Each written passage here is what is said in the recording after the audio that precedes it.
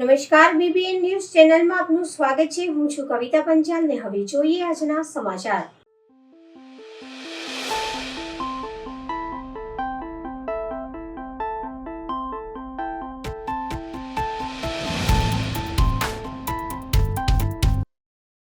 ભગવાન જગન્નાથજીની રથયાત્રા અંગે વડોદરા શહેરનો નો પાર્કિંગ ઝોન અને ટ્રાફિક ડાયવર્ઝન જાહેર।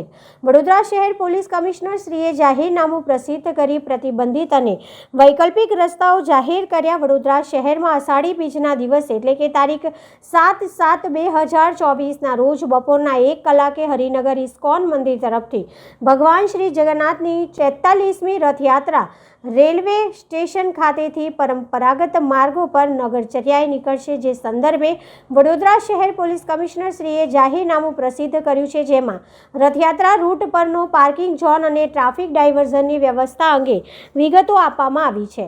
જાહેરનામું તારીખ 7 જુલાઈના રોજ બપોરના 1 કલાકથી રથયાત્રા પૂર્ણ ન થાય ત્યાં સુધી લાગુ રહેશે। વડોદરા શહેરના હરિનગર ઇસ્કોન મંદિર તરફથી નીકળતી Rath Yatra railway station, MS university road, Kalaghoda circle, Panchmukhi Hanuman મંદિર, આરાધના સિનેમા 3 રસ્તા, ફૂલબારી નાકા, કોઠી 4 રસ્તા, રાવપુરા રોડ, ટાવર 4 રસ્તા, જુબેલી બાગ સર્કલ રોંગ સાઈડે, મહાત્મા ગાંધીનગર ગૃહ, પ્રતાપ સિનેમા રોંગ સાઈડે, લાલ કોર્ટ બિલ્ડિંગ 3 રસ્તાથી જમણી બાજુ વડી, ફાયર બ્રિગેડ 3 રસ્તા, દાંડિયા બજાર 4 રસ્તાથી ડાબી બાજુ વડી, ખંડેરાવ માર્કેટ 4 રસ્તાથી ડાબી બાજુ વડી, વીર ભગતસિંહ ચોક, મદન ઝાપા રોડ, પથ્થરગેટ પોલીસ ચોકી 3 રસ્તા, આઝાદ મેદાન, જયરત્ન બિલ્ડિંગ 4 રસ્તા, કેવડા બાગ 3 રસ્તા, બગીખાના 3 રસ્તા થઈ બરોડા સ્કૂલ સામે આવીને પૂર્ણ થશે। આ પ્રસંગે જાહેર જનતાને અગવડ ન થાય અને ટ્રાફિક સુચારુ રીતે ચાલે તે હેતુથી વડોદરા શહેર પોલીસ કમિશનર શ્રી નરસિંહા કોમરે જાહેરનામું બહાર પાડી તારીખ 7 જુલાઈના રોજ બપોરના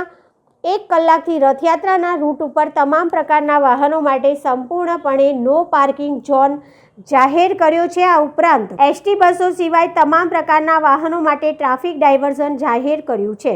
રથયાત્રાના રૂટ સંબંધિત 30 જેટલા રૂટ પર પ્રતિબંધિત રસ્તાઓ અને વૈકલ્પિક વ્યવસ્થા જાહેર કરવામાં આવી છે। જેમ જેમ રથયાત્રા આગળ વધશે તેમ ટ્રાફિક ડાયવર્ઝનની કામગીરી કરવામાં આવશે। પ્રતિબંધિત કરેલા રસ્તા ઉપરની ગલીઓમાંથી આવતો ટ્રાફિક પણ રથયાત્રાના રૂટ પર જઈ શકશે નહીં તેમ જાહેરનામામાં જણાવેલું છે। જો કે રથયાત્રા બંદોબસ્તમાં રોકાયેલા વાહનો, પોલીસના વાહનો, એમ્બ્યુલન્સ, ફાયર બ્રિગેડ તથા ઇમરજન્સીમાં જતા વાહનો આ જાહેરનામાથી મુક્તિ આપવામાં આવી છે। છાણી બ્રિજ પર ટ્રકે 2 કારની અડફેટે લઈ પહોંચાડ્યું મોટું નુકસાન, ચાલક નશામાં હોવાનું સ્થાનિકોએ જણાવ્યું। ટ્રકના આગળના વડોદરા જિલ્લાની કામગીરી સંબંધિત પોસ્ટર લાગ્યું હતું।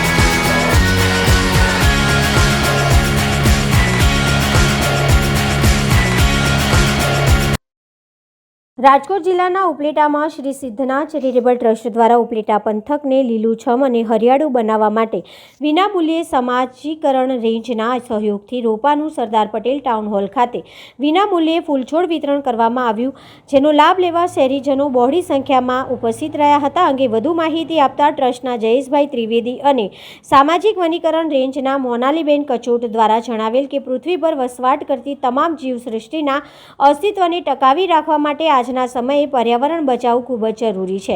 ભૂતકાળમાં ઓક્સિજનની તંગી ઊભી થયેલ હતી, એવી જ રીતે ગરમીથી બચવા માટે અને અન્ય કેટલાય પ્રકારે પર્યાવરણ આપણને બચાવતું આવ્યું છે અને આજે તેમને ટકાવી રાખવા માટે વૃક્ષોના વાવેતર થકી આ વસ્તુ શક્ય બનશે તેવા સંકલ્પ સાથે તેમણે એક કાર્યક્રમ એક પેડ માં કે નામ આપેલ છે, જેમાં કરંજ, કંજી, લીમડો, સરગવો, જામફળ, ચીકુ, બોરસલ્લી, ગુલાલ, દાડમ, લીંબુ ઉમરો જેવા રોપાનું વિતરણ કરવામાં આવ્યું. આશરે 2200 જેટલા રોપોનું વિતરણ કરવામાં આવ્યું હતું. આ તકે વન વિભાગના મોનાલીબેન કચોટ, બરિયા સાહેબ, વન વિભાગના અધિકારી શ્રી તેમજ ધોરાજી ઉપલેટાના ધારાસભ્ય મહેન્દ્રભાઈ પાડલિયા, જિલ્લા મહામંત્રી રવિભાઈ માકડિયા, માર્કેટિંગ યાર્ડના ઉપપ્રમુખ વિનુભાઈ ઘેટિયા, દેવેનભાઈ ધોળકિયા, અશોકભાઈ શેઠ, કિરીટભાઈ પાદરિયા, દાનભાઈ ચંદ્રવાડિયા, ગોહિલ સાહેબ, નિકુલભાઈ ચંદ્રવાડિયા તેમજ સિદ્ધનાથ ચેરિટેબલ ટ્રસ્ટ સાથે સંકળાયેલા જયેશભાઈ ત્રિવેદી, ભાવેશભાઈ સુવા, વિક્રમસિંહ સોલંકી, ભગવાનદાસ નિરંજની, મનુભાઈ બારોટ, વિપુલભાઈ બારિયા, પુષ્પાબેન ભારાઈ, કિશોરભાઈ સોલંકી, દિલીપભાઈ સોલંકી, જગદીશભાઈ પૈડા, સુરેશભાઈ પરમાર, અરુણાબેન બાણગોરિયા, અનિતાબેન ચૌહાણ, મંજુબેન માકડિયા, શાંતિલાલ સહિતના કાર્યકરો આજથી જહેમત ઉઠાવશે. કચોટ, રાખો ઉપલેટા, સામાજિક વનીકરણ રેન્જ ઉપલેટા, સામાજિક વનીકરણ વિભાગ રાજકોટ અને સિદ્ધનાથ ચેરિટેબલ ટ્રસ્ટ દ્વારા અત્યારે જે હાલમાં ભારતમાં ઝુંબેશ ચાલે છે એક પેડ માં કે નામ, જે મોદી સાહેબે શરૂઆત કરેલી છે, તો આજે આ ઉપલેટા શહેરમાં અમે વિનામૂલ્યે વૃક્ષોનું વિતરણ સિદ્ધનાથ ચેરિટેબલ ટ્રસ્ટ દ્વારા અમે વિનામૂલ્યે વિતરણ આજે કરવામાં આવેલ છે, જેમાં ઘણી સંખ્યામાં લોકો આજે જોડાયેલા છે અને વૃક્ષ અંગેની જાગૃતિ અમે ફેલાવેલી છે. સિદ્ધનાથ ચેરિટેબલ ટ્રસ્ટ અને વનીકરણ વિભાગ ગુજરાત સરકાર દ્વારા ઉપલેટા શહેરને લીલુંછમ હરિયાળી બનાવવા માટે વિનામૂલ્યે રોપાનું વિતરણ કરવામાં આવ્યું હતું. તેમાં ફળાઉ વૃક્ષો, ફળ ફ્રૂટના વૃક્ષો અને છાંયો આપે તેવા વૃક્ષોનું વિતરણ કરવામાં આવ્યું અને આશરે 2200 થી 2300 વૃક્ષોનું વિતરણ થયું. આ તબક્કે ઉપલેટા શહેરની જનતા વર્ષભર રોપા લેવા આવી અને અત્યારે હાલમાં જે પરિસ્થિતિ છે, ઓઝોન વાયુમાં ગાબડું પડ્યું છે અને જે ગરમીનો પારો ઊંચો થાય છે તે સમજી અને લોકો હોશે રોપા લઈ અને પોતાના ઘર આંગણે અને શહેરને લીલું રળિયામણું બનાવે છે અને ઓક્સિજન વાયુ અત્યારે ઘટે છે તે સમજી અને લોકો વધુમાં વધુ રોપા વાવે તે માટે સમજણ પણ આપવામાં આવી હતી. અને એક છોડ એક માં કે નામ પર રોપો દરેક વ્યક્તિએ વાવ્યો હતો. આ તબક્કે દરેક લોકો ખૂબ ઉત્સાહથી રોપા લઈ ગયા અને તેમાં ફળાઉ વૃક્ષો, ફૂલ ફ્રૂટના વૃક્ષો પણ વાવવામાં આવ્યા હતા.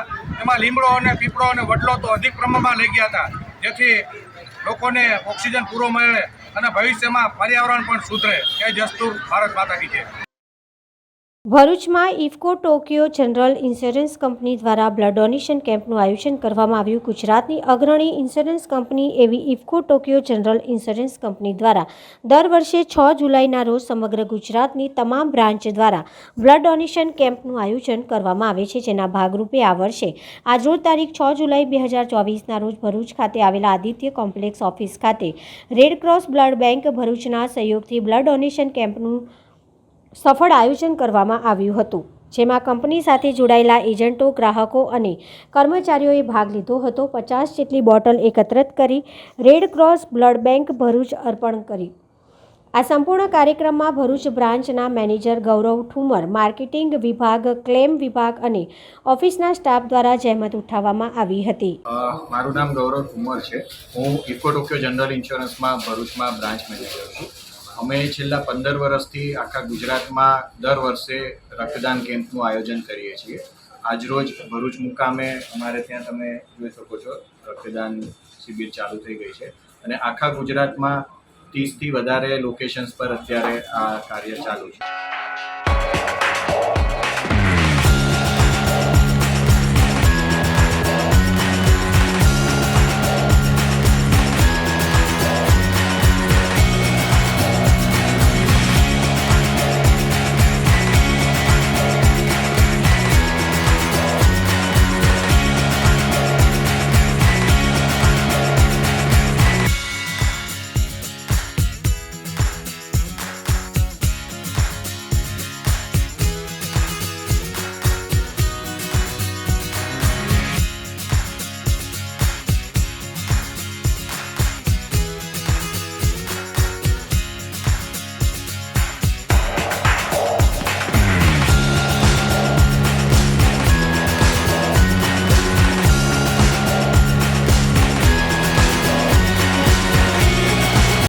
ભરૂચમાં રથયાત્રાને લઈને જિલ્લા પોલીસ વડાની અધ્યક્ષતામાં ફ્લેગ માર્ચ યોજાયો. ભરૂચ જિલ્લા પોલીસ અધિક્ષક શ્રી મયુર ચાવડા સાહેબનાઓની અધ્યક્ષતામાં આગામી તારીખ 7 જુલાઈના રોજ યોજાનાર ભગવાન જગન્નાથની રથયાત્રા અનુસંધાને ફુરજા વિસ્તારથી રથયાત્રાના સમગ્ર રૂટ ઉપર રૂટ નિરીક્ષણ કરવામાં આવ્યું.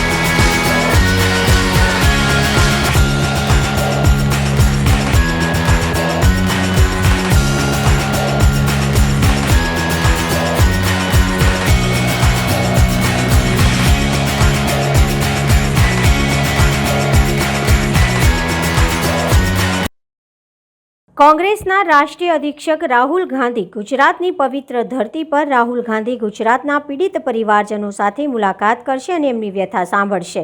રાહુલ ગાંધીએ ડરના મત ઓર ડરાવો મતના સૂત્રો સાથે શરૂઆત કરી. રાહુલ ગાંધીએ કાર્યકરોને કીધું ડરશો નહીં અને બીજેપીને વાર કરતા કહ્યું ડરાવશો નહીં. આવનારી ચૂંટણીમાં કોંગ્રેસ ગુજરાતમાં બીજેપીને હરાવી જીતવા જઈ રહી છે. સાથે સાથે ગુજરાત કોંગ્રેસ પાર્ટીની વાત કરતા જણાવ્યું કે પાર્ટીમાં બે જાતના ઘોડા છે, રેસના અને લગ્નના. હવે ભવિષ્યમાં પાર્ટી યોગ્ય ઘોડાની પસંદગી યોગ્ય જગ્યાએ કરશે. રેસના ઘોડાને રેસમાં અને મેરેજના ઘોડાને મેરેજ માટે.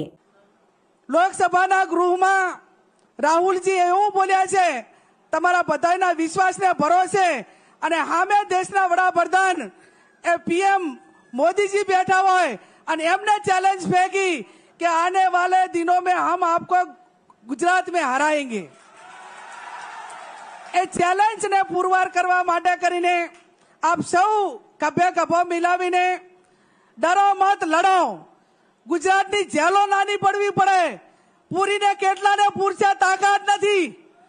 આપણે ગાંધીજીના રાહે ચાલવા વાળા, સત્ય અને અહિંસાના માર્ગે ચાલવા વાળા, પણ ક્યાં કોંગ્રેસના કાર્યકરો માટે ગેનીબેન ઠાકોર હોય કે શીશ નેતૃત્વ હોય કે ઝાંસીની રાણી કે ભગતસિંહ બનવું હોય ને તો આ સ્ટેટના આગેવાનો આજે રાહુલજી આપણને સૌને મનોબળ પૂરું પાડી રહ્યા છે. ત્યારે આપણે શાંતિને માણવા વાળા છીએ, પણ ગ્રામ્ય વિસ્તારમાં ભારતીય જનતા પાર્ટીના કાર્યકરો ક્યાંક ને ક્યાંક આપણા કોંગ્રેસના કાર્યકરોને દબાવવા માટે પ્રયત્ન કરતા હોય ત્યારે જે તે આગેવાનોએ એને પ્રોટેક્શન આપીને ન્યાય અપાવવાની જવાબદારી આપણી સૌની છે. અને એટલા માટે કરીને આવનાર સમયમાં માત્ર એક જ મુદ્દા સાથે આપણે મેદાનમાં આવવાનું છે કે ડરો મત, અન્યાય સામે લડો અને જે આપણી સાથે રહે છે એને પૂરેપૂરું પ્રોટેક્શન આપો. ત્યારે હું પણ પોતે સમગ્ર ઉત્તર ગુજરાતમાં જ્યાં પણ પાર્ટી જવાબદારી સોંપે ત્યાં કોંગ્રેસના કાર્યકરો સાથે તાલમેલ મિલાવીને કામ કરવાનું છે.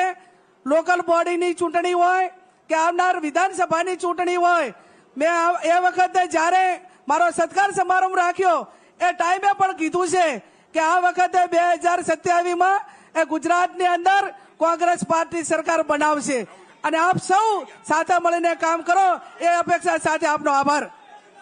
राहुल जी तुम आगे बढ़ो, राहुल जी तुम आगे बढ़ो.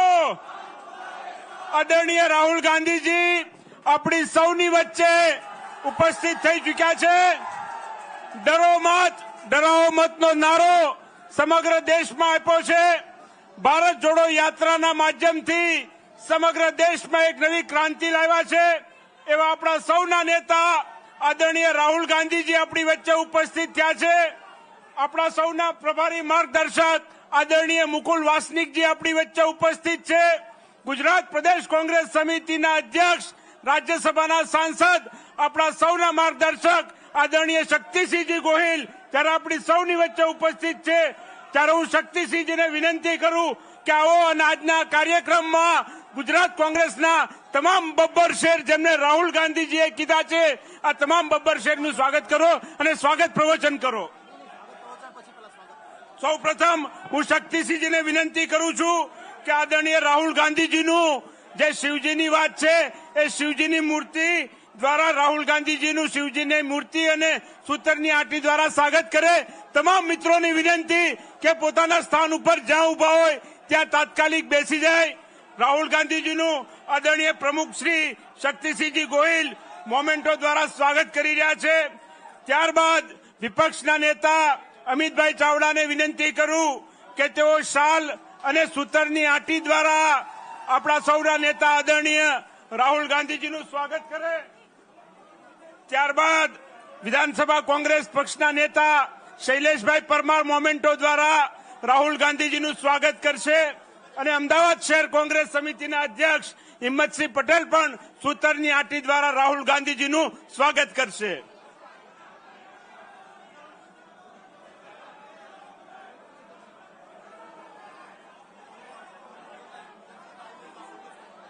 ભારતીય જનતા પાર્ટીના કાર્યકરોએ ગુજરાત પ્રદેશ કોંગ્રેસ સમિતિ ઉપર જે કાયરતાપૂર્ણ હુમલો કર્યો, હું શક્તિસિંહજી ગોહિલ આપણા પ્રદેશ પ્રમુખશ્રીને વિનંતી કરું છું કે આવો અને સ્વાગત પ્રવચન કરો.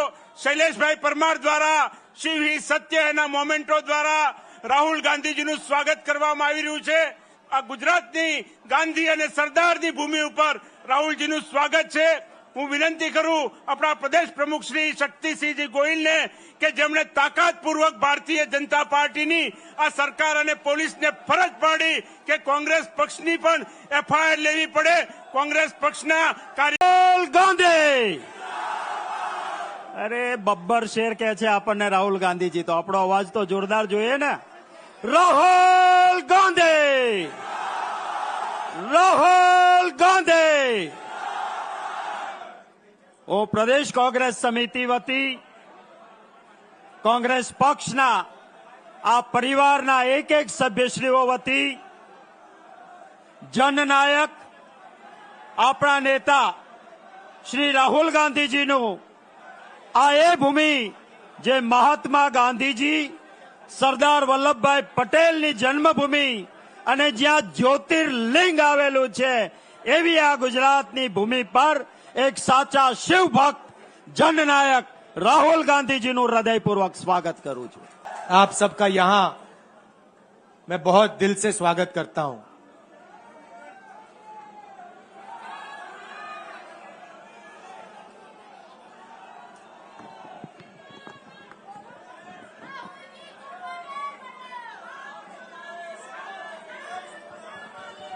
पार्लियामेंट हाउस में आपने देखा होगा कि अजीब सी बात है,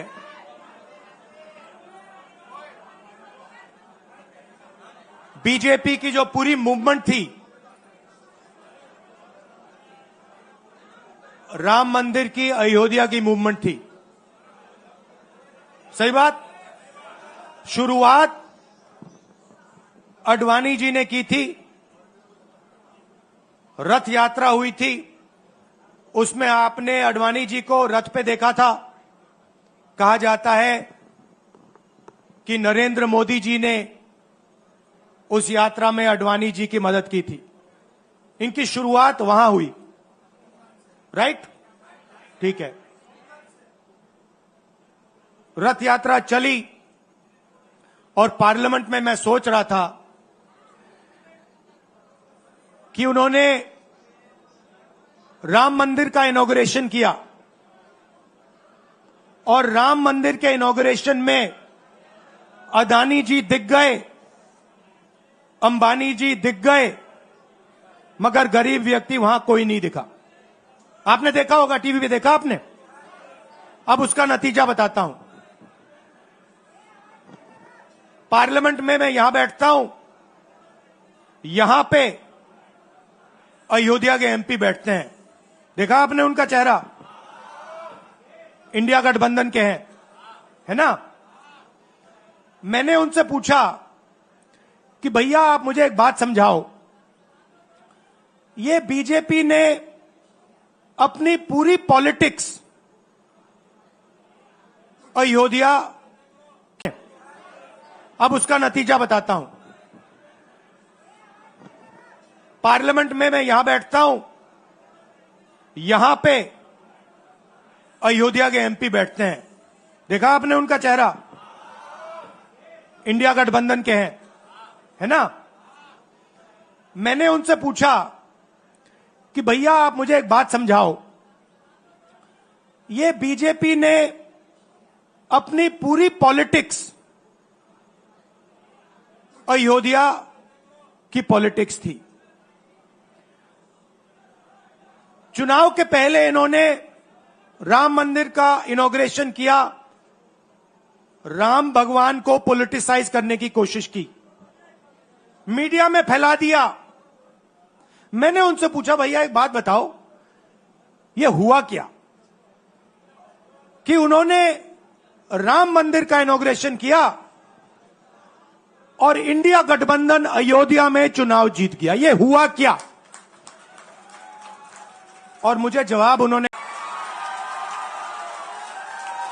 तो उसने कहा ये आप बंद करा दीजिए, रेस के घोड़े को आप रेस दौड़ाइए और शादी के घोड़े को आप शादी में भेजिए. तो ये हमें गुजरात में करना है.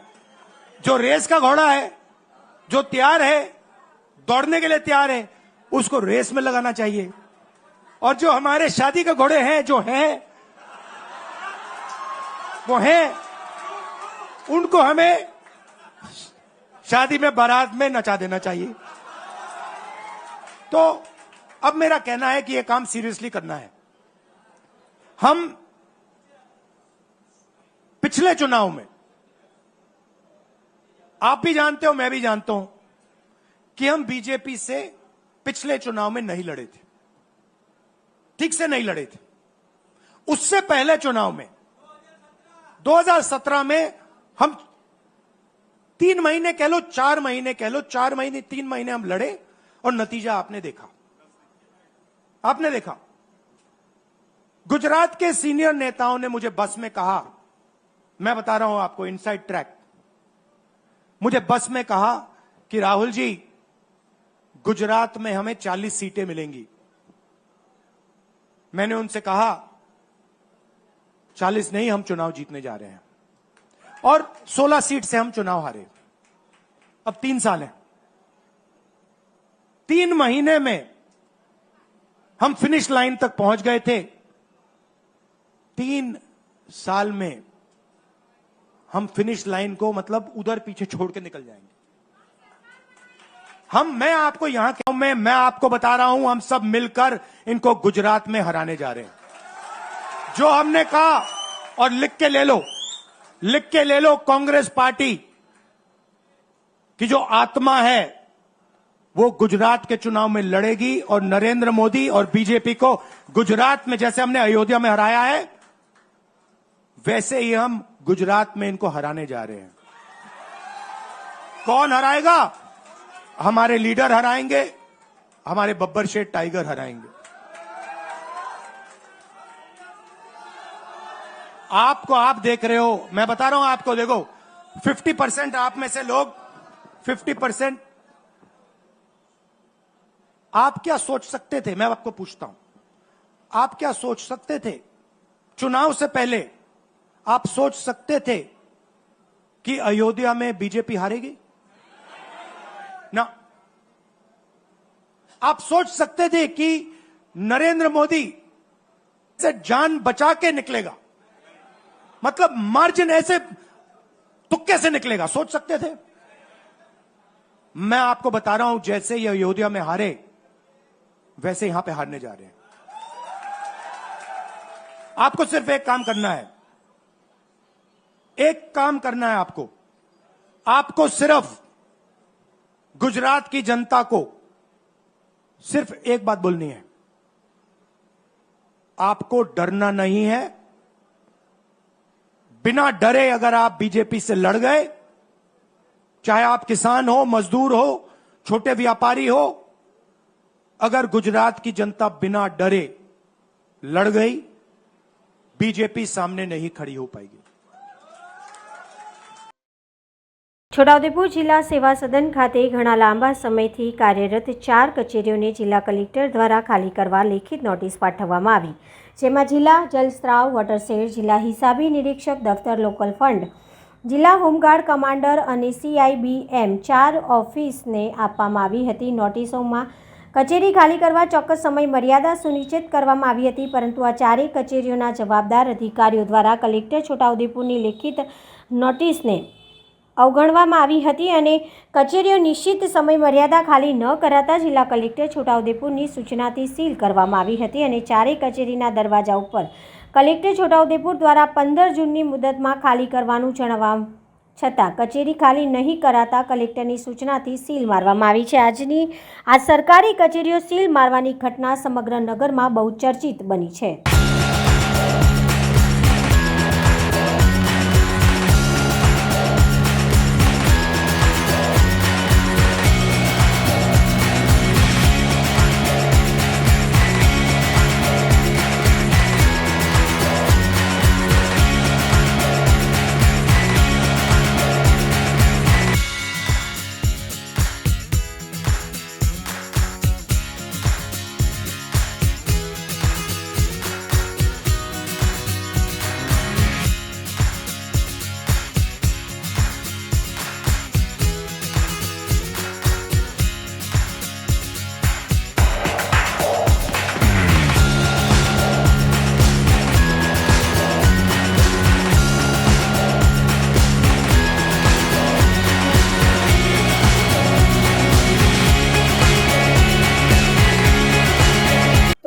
આજના સમાચાર આવતીકાલે ફરી મળીશું આ ચેનલ પર આ સમય। ત્યાં સુધી સમગ્ર BBN ન્યૂઝ ચેનલની ટીમને રજા આપશો। નમસ્કાર।